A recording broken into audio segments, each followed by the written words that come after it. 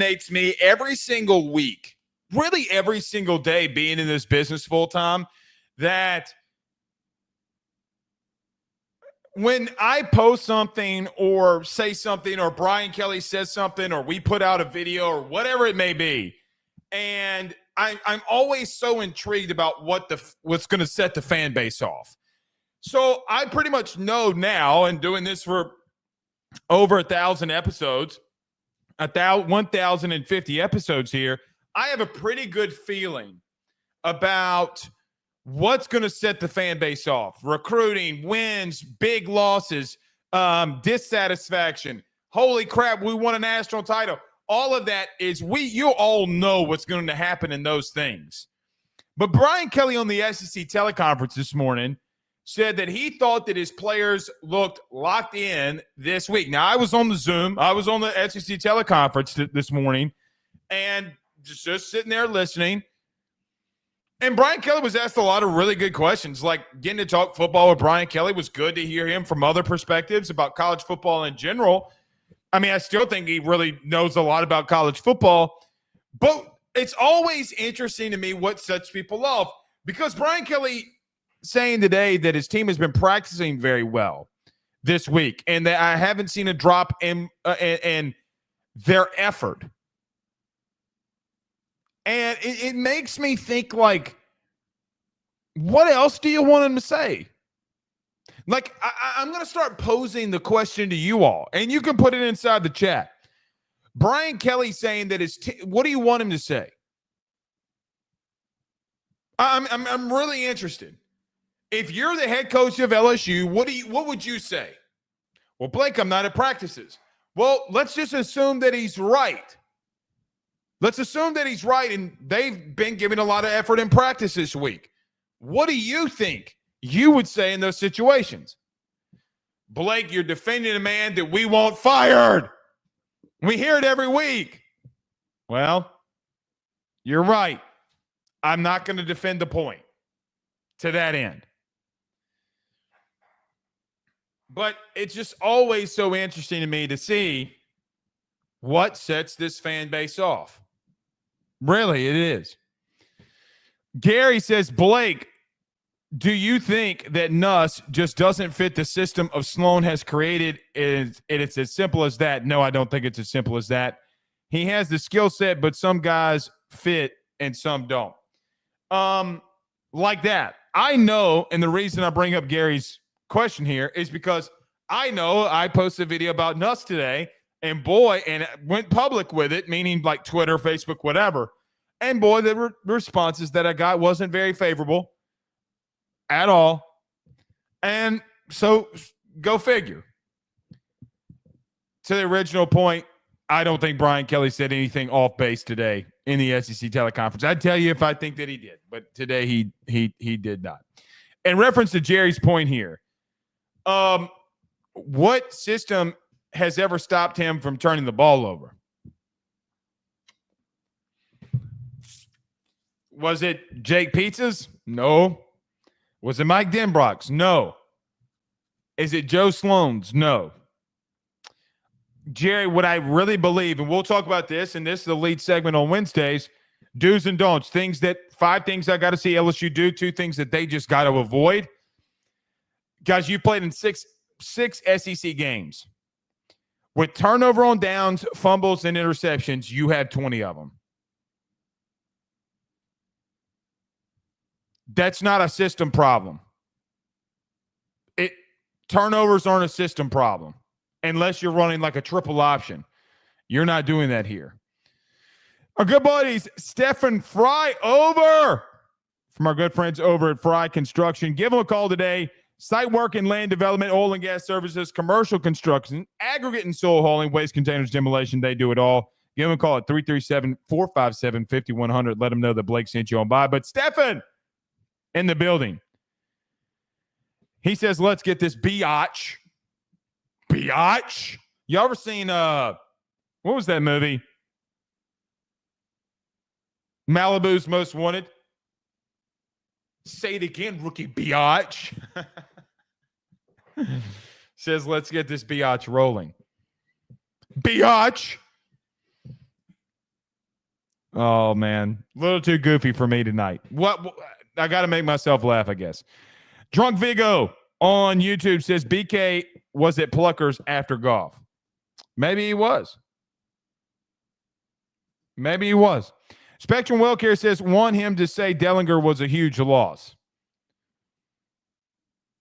I mean, but the problem with that, Spectrum, the only problem that I have there is he did.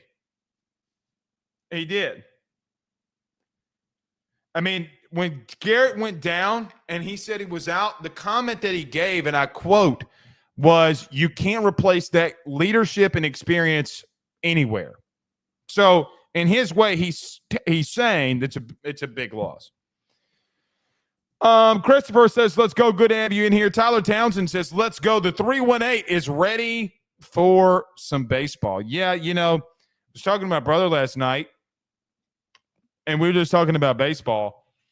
And, man, a lot of people are. Not surprised. Not surprised at all. Michael is in the 318 as well. He's in Springfield. It says, enjoying some men's or women's basketball simultaneously. Yes, we have it on right here in the studio. I am with you. I've moved literally every single show the last 2 weeks, at least twice a week. Tonight, enough was enough. Enough was enough. Dane Bergeron with a $10 super chat says, good evening, Blake. I thought you were going to come up to Covey Rise on Sunday. You didn't call me. Alan Faneca and Will Clark were there. You didn't call me, Dane. I honestly forgot. I also honestly didn't want to show my face anywhere after that loss against Florida. So I was embarrassed just as everybody else. And I forget what we had on Sunday. I think, Dane, that I watched my kids on Sunday. Family time, man. Family time. You got to love the family time. Ryan Williams, our good friend over at the Drake Williams Law Firm, says, don't sleep on this basketball team, though. That is correct. I agree. Matt McMahon got this biatch rolling. He's got it rolling. And Matt McMahon, we trust. And Matt McMahon, we trust. I need to throw this out there, too, before we get rolling. I do see a couple of comments in there. Where are you listening from tonight? 985-225-337-504. 318, where are you at? 337 as well. Listen, I'm not going to spend a lot of time on this, but I do have to say this. The SEC is getting shafted right now by the playoff committee. A lot of you are college football fans. I'm sorry you want me to talk all about LSU. I'm spending 5 minutes on this. Guys, I do think that 6 teams, quite honestly, should be at or around or near the top 10 or top 12. The simple fact that BYU and Boise get a bye if they win out, either one of them, I mean. The fact that either one of them has to have a playoff spot here is ludicrous. You were warned. Blake, I saw a lot of you. Blake, what if the Oklahoma game happens? Okay. What if Tennessee in the beginning of the year blows out Oklahoma? What if they beat Alabama? Tennessee was out last night, and it was a travesty. An outright debacle. So, all I'm going to say here, Texas, Bama, Georgia, A&M, Tennessee, South Carolina, all have and I'm sure I'm leaving out somebody. 1, 2, 3, 4, 5, 6. No, I'm sure that all of these teams have, to me, more of a claim than others. Because Indiana has not played a team with a winning record. They're about to play one now.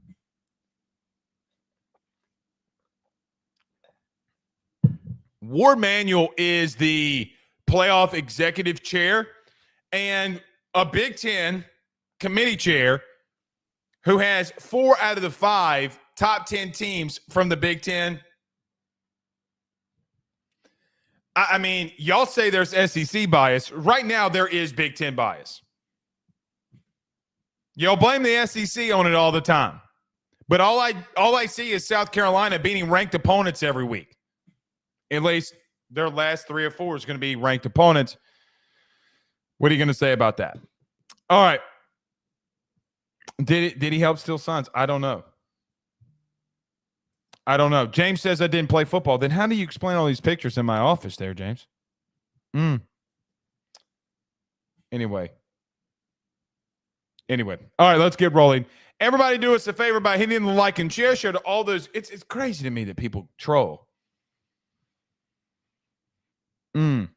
Just because you have a pathetic little life doesn't mean that it's going to drastically change mine. Let's get rolling.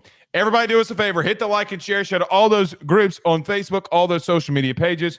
You're watching us, listening to us on YouTube. Like, subscribe, notification bell, wherever you listen to podcasts, rate, review, and subscribe.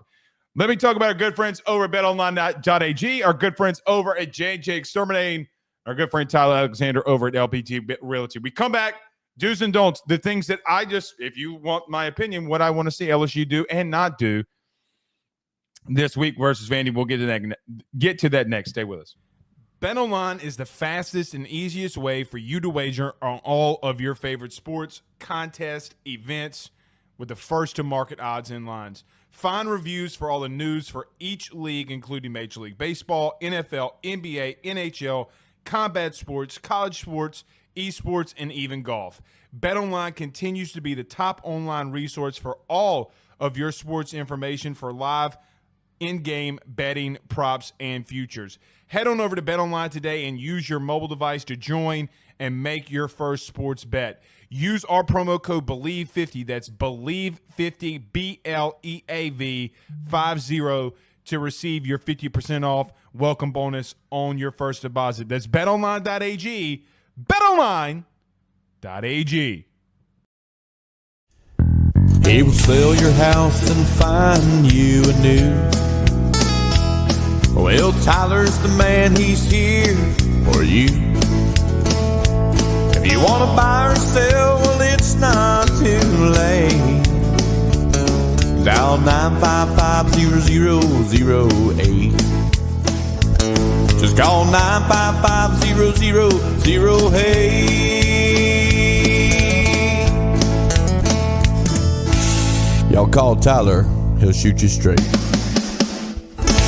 Guys, I want to talk to you about our good friends over the Drake Williams Law Firm and Drake Title Company. Are you facing tough times due to an injury from a car accident, navigating the complexities of divorce, or purchasing a new home? At the Drake Williams Law Firm and Drake Title Company, they understand the challenges you're going through, and they are here to help. The lawyer team of Ernie Drake III, Ryan J. Williams, and Summer Vignair, along with Morgan Daniels, have the experience and proven track record to give you that peace of mind.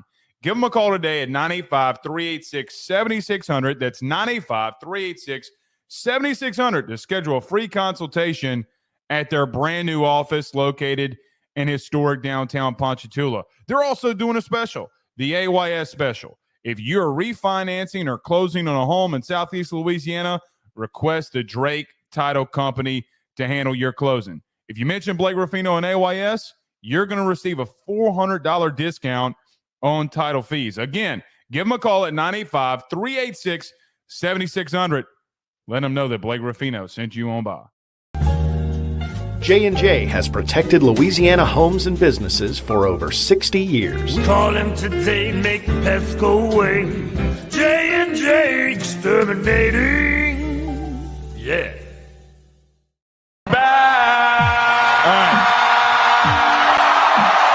Let's get rolling here. Let's get started. You can send in super chats like Dane here. You can. And we will get to them. So I appreciate that, Dane. I always appreciate when you guys send those in. It's Wednesday. We do it every week.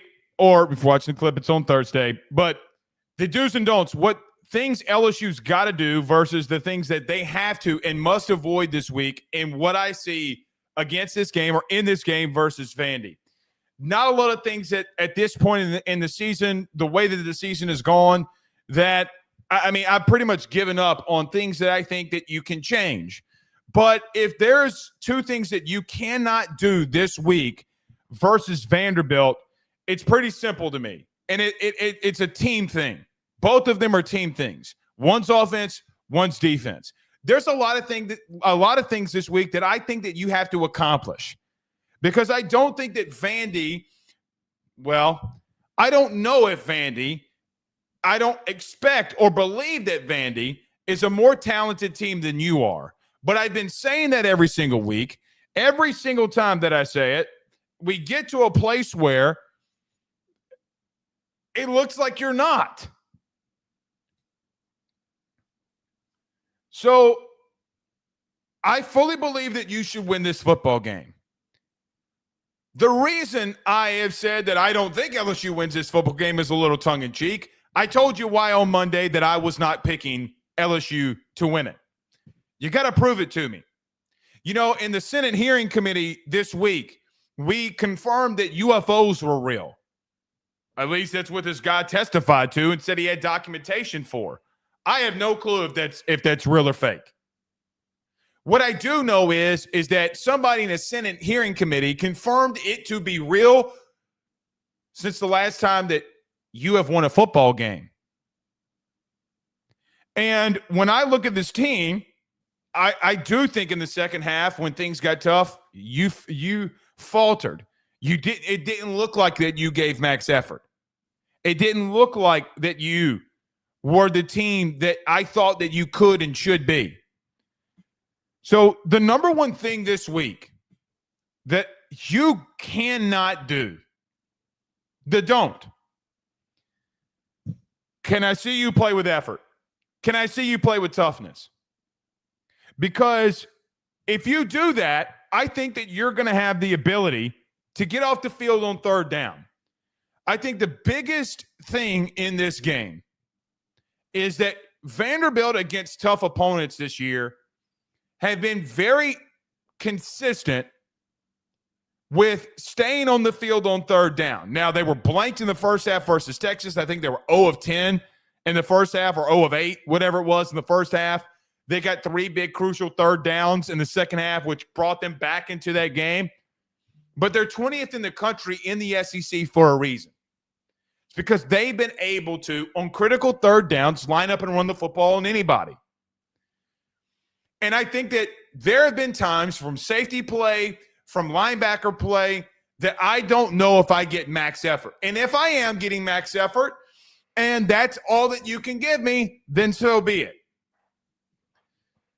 But, guys, I see bad angles. I see bad technique. I see you being out of position. I see the leverage being bad. I see what I think that Blake Baker is calling and where guys should be, and them not being there and them getting confused. I see a half where it's more mental mistakes than sometimes physical. But once it keeps happening and the snowball is already starting to roll downhill, you can't stop it, and you can't change the momentum. You know, I'll never forget this. My Uncle Jeff was my high school head baseball coach. My grandfather was the coach before him. He took over, and now my cousin Clay has that job. And I always remember him saying when we were down, stop the bleeding. Stop the bleeding. Stop the bleeding. What he meant by that was control yourselves, and control the game. Wipe that out of your mind. Get back to accomplishing the things that you need to accomplish. And LSU cannot do that all year. And the critical down that happens is third down for you. You know, in the first half last week versus Florida, offensively, you did do that. You converted a lot on third down. So in the second half, that you had 10 of them, and you went 2 of 10. Or 2 of 11, whatever the stat was.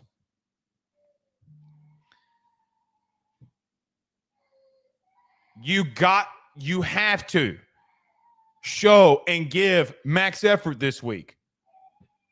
You have to mentally give effort at an exceptional rate this week.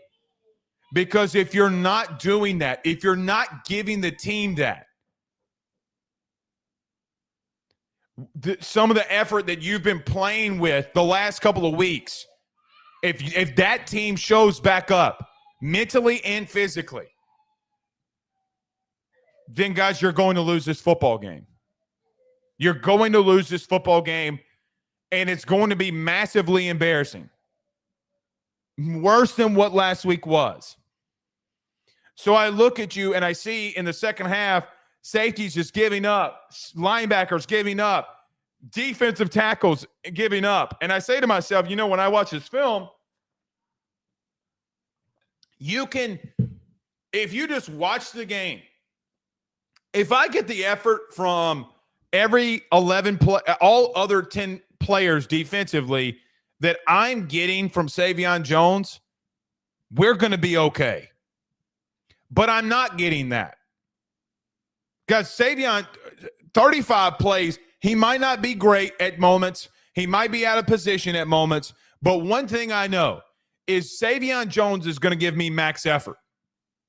He's going to give me max effort. Every single play.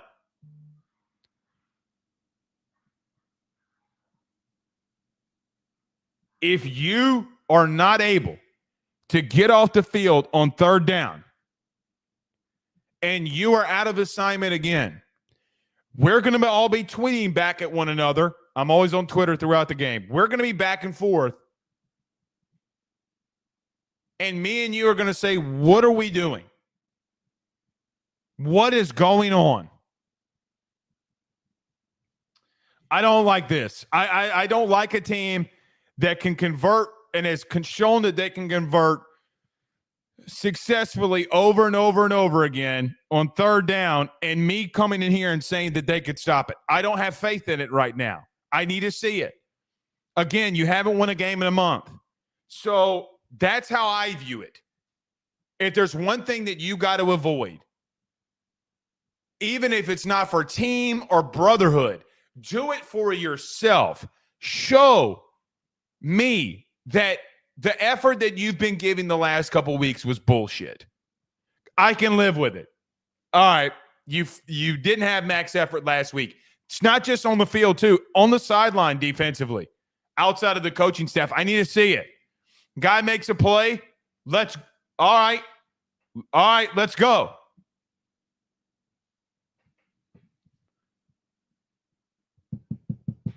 The effort's been bullshit.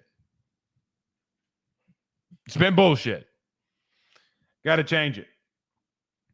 Guys, the second thing you got to avoid as a team, not talking about a single player here. As a team, the turnover on downs need to stop. You have gone for it on fourth down a lot, and you have shown that you can't stop it. You simply can't stop it. You can't stop making mistakes.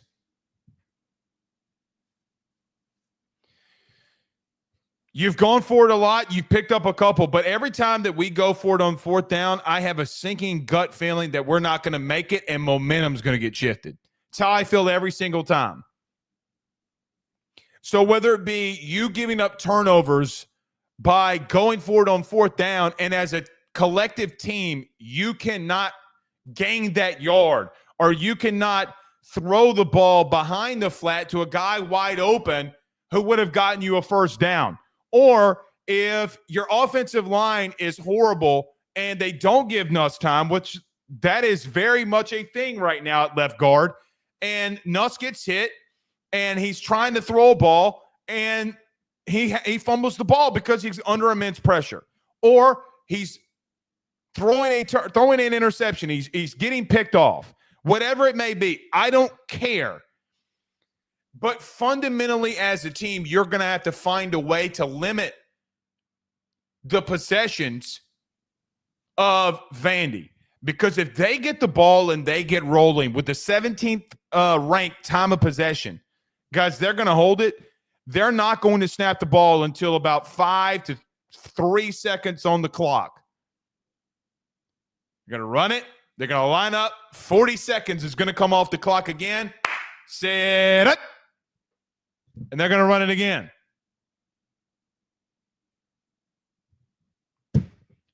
You got to limit their possessions. You have to. You punt it. Don't give them easy field position. That is the world that Vandy has been living on. When teams go for it on fourth down or they get an opportunistic turnover, that's where Vandy's been in all these games this year. It's why they won some of these games this year. It's why they're a 3-point loss away from upsetting Texas. It's because they're going to make the plays that you can't do right now. Guys, in 6 SEC games so far this year, you have 20 total turnovers.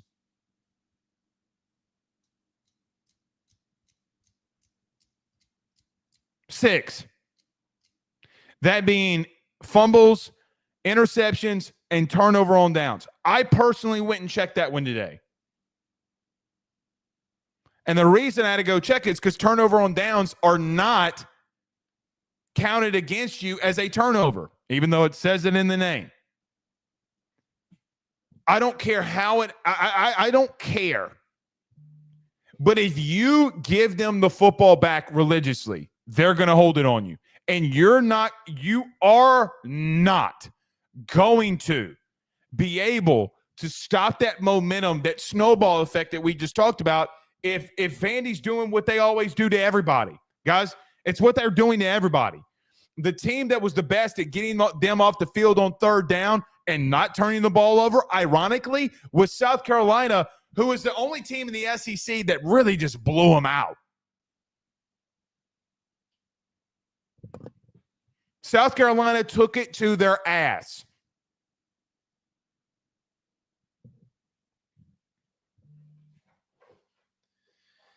I don't know, man.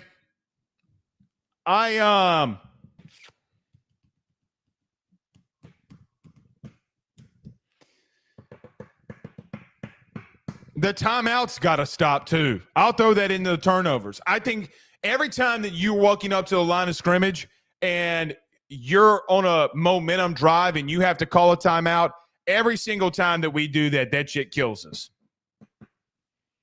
You got to get the play in. That I'm not even blaming Nuss on that. I'm not going to blame Nuss.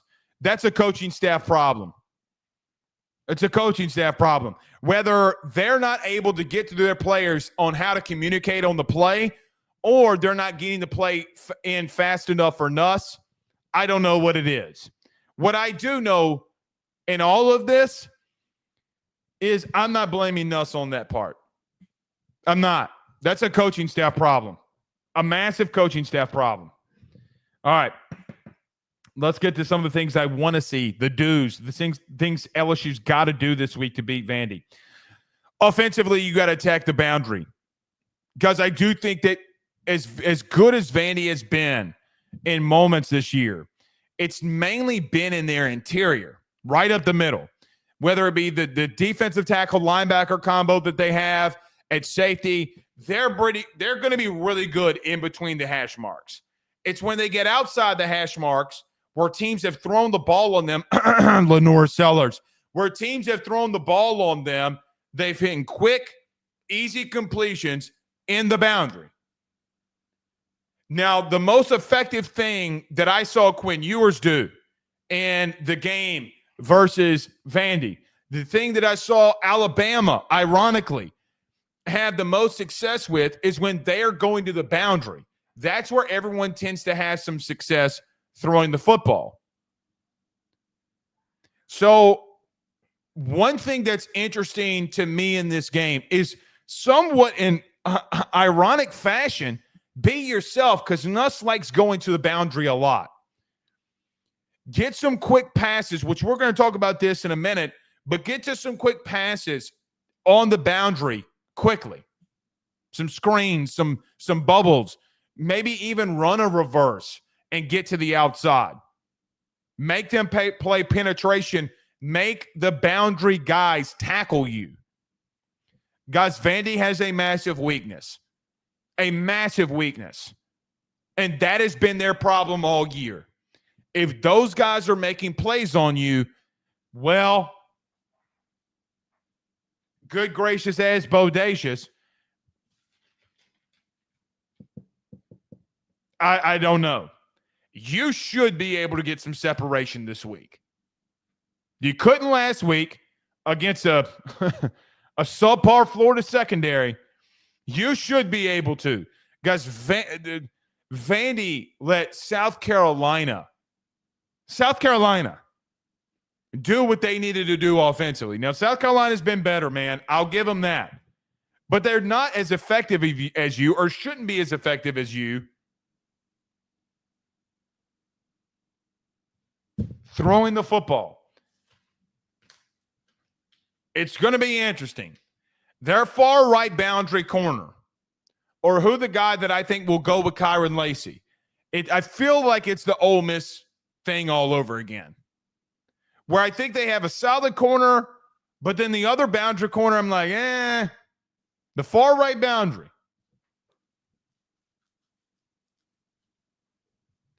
Ryan Williams ate them alive. Matthew Golden ate Vandy alive. Why Quinn would not continue to attack the boundaries beyond me? It's where you want to go. CJ Daniels, dude, I swear to God, I'd throw hitches and slants until they showed that they could stop it. I swear to God, I would. I'd simplify the shit out of it this week. We'll see, man. We'll see. Number 2, defensively, I want to see you stack the box and crowd the line of scrimmage. If Diego Pavia with this wide receiver core beat you, and this Vandy offense that passing the football is 106th in the country, I want them to throw the ball all over you. Guys, I'm doing exactly what South Carolina did. I'm putting one free high safety. I'm putting everyone at, near, or in the box. I'm getting off in there. We got to stop them from running the football this week. You have not shown in the last 2 of 3 games that you can stop a guy that can move at quarterback. The only other thing that plausibly that I think that you can do is just say, well, you know what, man? Put everybody up close and try to make plays. And if Diego Pavia can get to 3, 5, 7-step drops on you and throw the ball around, and that's the way that they beat you, by heavens to Betsy, as my Meemaw Jewel would say, let him do it. Let him do it. I know that if Pavia breaks through the second or first or second level and your safeties are at the line of scrimmage or in the box, you don't have the guys that can tackle, and it can be a big play on you. But I'm not playing passive this week. I'm just simply not being passive this week. I was going to make this, what I'm about to say, its own segment, but I'm not. Or own point, and I'm not. If Major Burns misses a play, if Major Burns has an issue this week, Toviano, you're in. Major, you're out. You have been very bad at the star position the last 3 weeks. Very bad. You've been bad at free or I say free, but depending on what you want to call Sage Ryan, even if he's a strong safety, you've been bad there. Based off of the way that they want to run defense, they make a mistake, time to go. Time to go. If that's got to be Deshaun Spears, if that's got to be Joel Roberts, if Kylan Jackson, I don't care who it is. I simply do not care who it is. Throw them out there. You got to show that you got change. If Brian Kelly doesn't want to do that, then that's on him. But see, here's the problem that I have with the Brian Kelly thing. He doesn't have a problem starting Keys. He doesn't have a problem starting Bro. So I don't know if it's that he's willy-nilly about playing new guys. What I think is going on is that he doesn't think that these safeties that are behind Major and Sage, that they are better than what they currently have. With that being said, that number 1 is very dangerous. Very dangerous. because that means that you're in big trouble. You're in very big trouble if that is true in the case. But those are the guys that have been playing with lackluster effort. And you cannot this week afford to have guys constantly making mistakes and then the game be over and be like, just another game where number 3 and number 8 did not show and play up to their capability.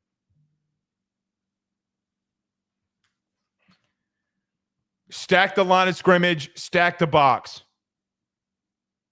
If they want to come out and spread the ball out on you, that's one thing. But I don't think Vandy's going to change on you whatsoever. I think they're going to come in here and do what they do. I do. And it would not surprise me that Clark Lee, who was with Brian Kelly for 4 years as his DC, doesn't have something sneaky up his sleeve this week. Would not surprise me. Stack the box, stack the line of scrimmage. Give yourself a fighting chance against this triple option principle stuff that they want to do. It's the way that I see that you can beat it. Number 3. So we talked about rotating at star, but here's the thing that I want to throw out there with this Major Burns thing. So the only thing about stacking the box, the star position in Toviano, I don't know if you don't take that position out and put in a linebacker or put a linebacker in. I don't know who that is. They tried Keys last week. I hope that they would try Atkins. I hope maybe at some point they try the other Weeks brother. But the star role has been very bad for you. And I don't blame Jake Olson, the safeties coach, because here's the problem with Jake Olson at the current moment that I have, is that I see a lot of people getting on Jake Olson, the safeties coach, and then I say to myself, well, wait, these same guys that are here at safety, when he came in and he was told not to go get a safety in the portal, these guys haven't developed under anybody. So why would I trust them to develop under Jake Olson? Who, by the way, was the lead guy at safety for Blake Baker last year, would take over safety responsibilities when he was doing DC stuff on field? Per Blake Baker? Why was Missouri's safety so much better than ours was, and we're trying to blame Jake Olson on it? Guys, it's not a coaching issue. I'm sorry. It simply isn't. I can defend players all the live long day. You've had 3 position coaches, the guys that are starting. You've had, technically, even Jordan Gilbert's had 3 different head coaches because he was still there when Elko was there and got hired. Listen, man, I think you need to roll Javian Toviano. If you're going to play in this star role stuff this week, you better run him out there. I'm tired of seeing number 8. I'm tired of seeing number 3. Let me see a whole game with 25 and 10, and I'll shut up. I'll shut up. They're going to make mistakes, sure, but it's not like the other ones aren't making mistakes too. Show that you're trying. You get what I mean? And you did last week, and Toviano came in, and guys, Toviano was not bad. He wasn't bad at all.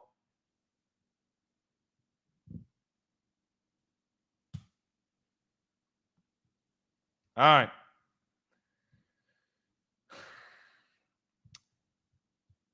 Before we get and turn the page here on this, I want to bring this up. What they are going to do early in this game, meaning Vandy, they're going to attack you on the perimeter, and they're going to try to get out to the perimeter. And then midway through the second quarter, you remember that I say this, they're going to run the ball with Diego Pavia right at you, and they're going to make you stop it. They're going to make you stop it. You better be ready. You better be ready. Where are you at mentally? If I felt that this team was mentally ready to go, I'd shut up too. But I don't think that they are. I don't.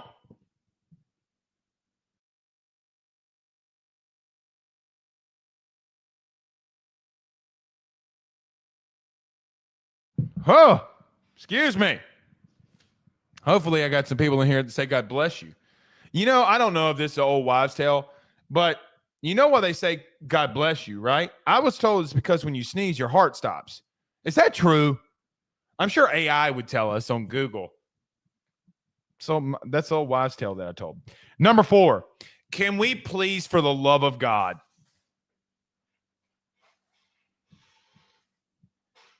get the ball to Aaron Anderson and get the ball to Mason Taylor at least 8 times apiece?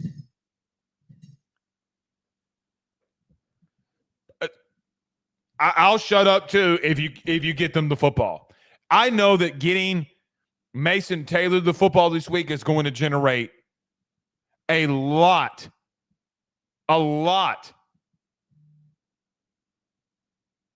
of, how do I want to say this? Mason Taylor getting the football this week is a key way for you to win. If he gets 8 to 10 targets and he catches most of them, you're off to the races. I don't think that they can stop 86 or 1. I think their linebackers are really good in run defense. I don't think they're good enough in coverage. I've seen Texas and Bama beat with less talented tight ends. I saw South Carolina. That Simon kid's really good, man. You got to go to Mason. You got to go to Aaron. Guys, if Aaron has 10 catches for 95 yards, you're going to win this football game. Another reason why I want to see Mason Taylor, and even Kyron Lacy, but Aaron Anderson too, to get those many targets. This is what I hear and see. I hear from you and see with my own eyes on the TV screen. But like the interior offensive line has had issues. Okay, well, if you're going to throw the ball, unfortunately, you can't drop back to pass. You got to hit him with quick game. It might be 3rd and 7, but the problem with you trying to drop back and throw the football around is mind-bogglingly stupid when you're getting interior pressure. Guys, think about this in the second half. This is how I know that you had a first-time play caller in the game last week. You started off the game throwing the football with quick game, and then when Florida started getting after you and getting that many sacks, you tried to play quick. You tried to push the ball down the field more, and it didn't work. You got to play quick game. Sorry, if Palma Bing is starting, you got to go bubble screen with Aaron Anderson. You got to go mesh route with Mason Taylor. Now, you've done some of that sometimes, and Garrett doesn't throw it, which is a Garrett problem. But, guys, I mean, I think you got to continue to play that. I think you got to continue to play at that level that gives you the success and move the sticks. Guys, your 40% completion percentage right now as a team. I say as a team because Ricky did have a throw beyond 10 yards, and it made your percentage, your winning or your percentage of throws 10 yards or plus go up from 39% to 40%. So I'm like, let's just say team. Guys, throws 10 yards or further, you're completing that 40% of the time. So it's not like you're having success in it anyway. I need to get number 1 involved a lot. I need to get 86 involved a lot. You saw what happens when they're involved. You're moderately getting first downs. It was a key to victory last week. And LSU accomplished that in the first half. Guys, you got to do it again. You got to do it again.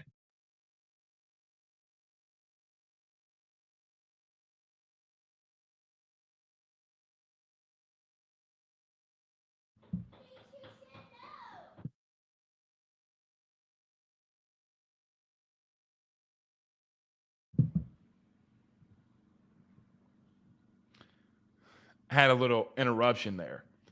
Bottom line is this. 86-1 have to see the football. Last but not least, I don't know if you're going to be able to run the football this week, but here's what I do know. What I do know is this. you're going to have to stay with running the football even if it's not working. You can't go away from it like you have been. Brian Kelly said this week the reason that we had success and consistency in running the football is because we lined up and did it more. I'm not trying to be rude to BK. No shit. So the question's stupid that he was asked in his press conference on Monday. Well, no shit. You got to stay with it. I don't think Vandy's going to give you a lot that you can work with. Guys, they've been really good at stopping the run all year. But, man, you're going to have to try some different things, man. I mean, like, even if it's extensions of the running game. Like, I would even if you threw the ball 45 times and you threw screens like 12 times, be like, all right, well, that's an extension. It's an extension of the running game. You're just trying to hand the ball off. Or you go play action, roll out play action, the running back or somebody's in the flat. Move the pocket with Garrett. Move the pocket with him. If he's getting pressure, get Taylor out in the flat. Get Durham out in the flat. Do a jet motion, turbo, and hut. Do a play action. Let Mason go in the flat and have somebody in the slot go over. So then you can have the outside guy running a fade or a comeback, and he has boom, boom, boom. 3 options. Move the pocket. Guys, we're just sitting back and dictating, not making things easy for Garrett either. Now, BK's call on 4th down or 3rd down to Josh Williams, the little screen inside that he dropped, that goes for a 1st down. That's BK. That was beautiful.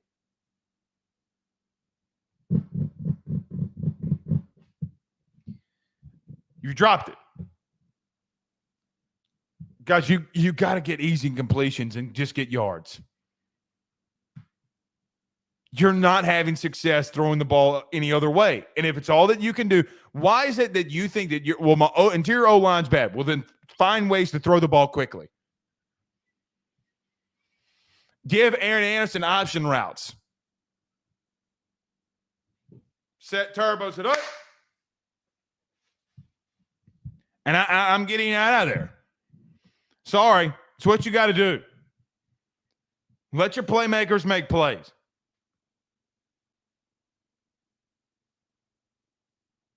One Mississippi, 2 Mississippi, balls out of there or you're running. They don't do that. They're in trouble. All right. I saw that we had some super chats in here. Let's get to a couple of them. Oh, it's just Jerry. Jerry says $5. He says, thanks for these insight, bruh. Was more so meaning comfort with reads and progression. He's talking about Nussmeier from his conversation earlier. He says, or is it decision-making at that point? It's decision-making. It's always been decision-making. But that's what I'm trying to say in the last point that I just made here. You got to limit the decision-making. Like if you roll the pocket, play action, guy in jet motion coming in the flat, like let's just say Taylor, you play action, roll right. He's got a deep corner or a deep comeback. He has a over route. He has a guy in the flat. If all 3 of those are covered, run the ball for 5 yards, slide, get down. Give him something else to look. Guys, we are too predictable in what we do. If you're air raid coordinator, we'll air raid it. Guys, you're not an air raid. Like Joe Sloan is an air raid guy. You're running hardly, barely air raid principles. Quick stuff. Over. High percentage.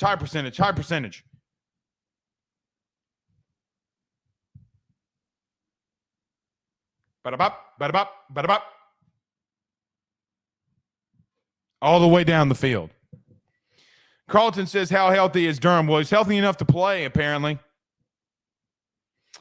Brandon says, Sloan gives up on the running game. Way too much.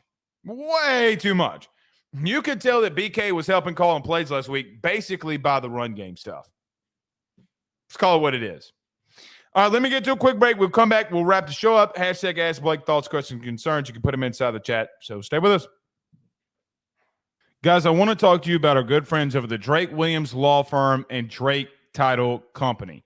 Are you facing tough times due to an injury from a car accident, navigating the complexities of divorce, or purchasing a new home? At the Drake Williams Law Firm and Drake Title Company, they understand the challenges you're going through, and they are here to help.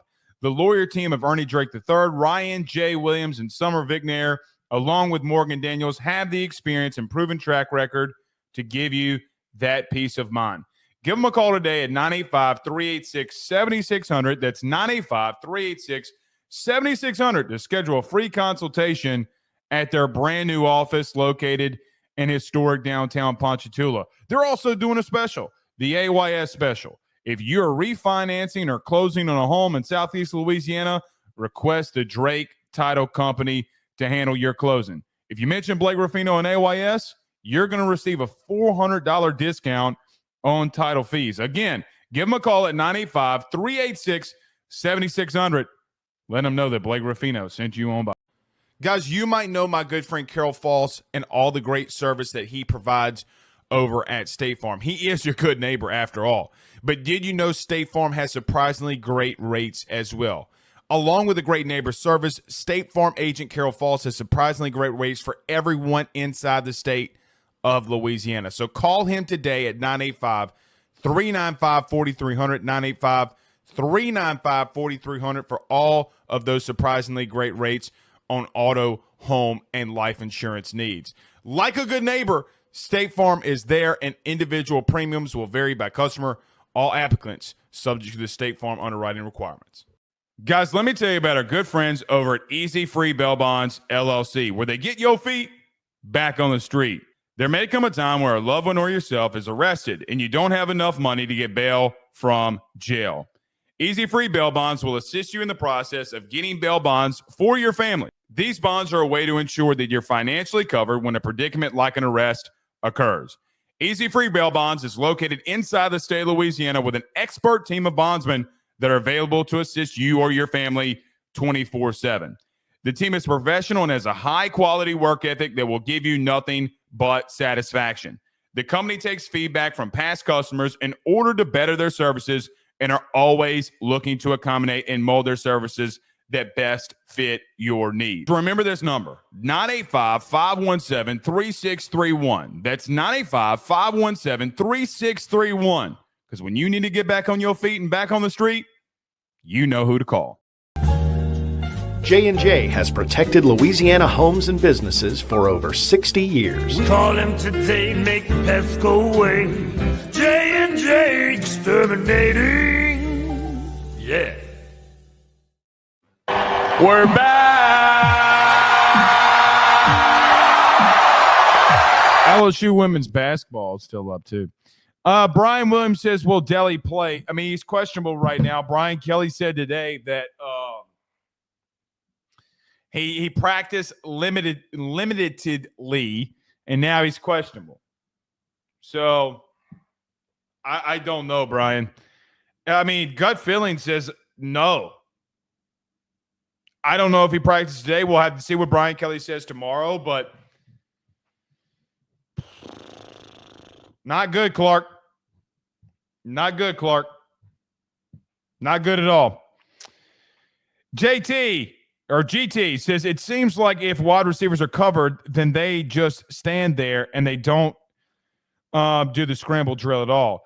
GT, I'm going to push back on that. They did a lot last week, and he didn't throw it. He was worried about getting picked. A lot.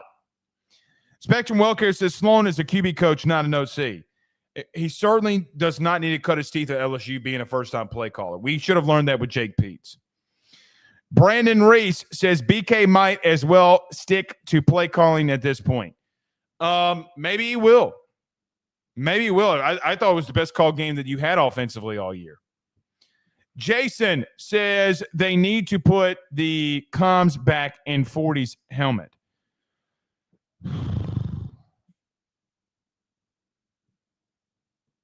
I don't know, man. Tamara says, I agree with Blake about it being player issue 100%. She's talking about the safety stuff because the older guys aren't cutting it. Give the younger guys a shot. It's time. I'm also Taylor Fangirl 100%. Give me him getting more touches. I agree with Tamara there, man. Like, you say you're playing young players, not the way that I can characterize that you're playing young players. I mean, like, dude, you're starting 7 seniors. I'm not – the guys that have most of your snaps are – I don't know. I don't know. It's a crazy thing to stick at. All right. We'll see you tomorrow. Y'all have a good night, man. Peace.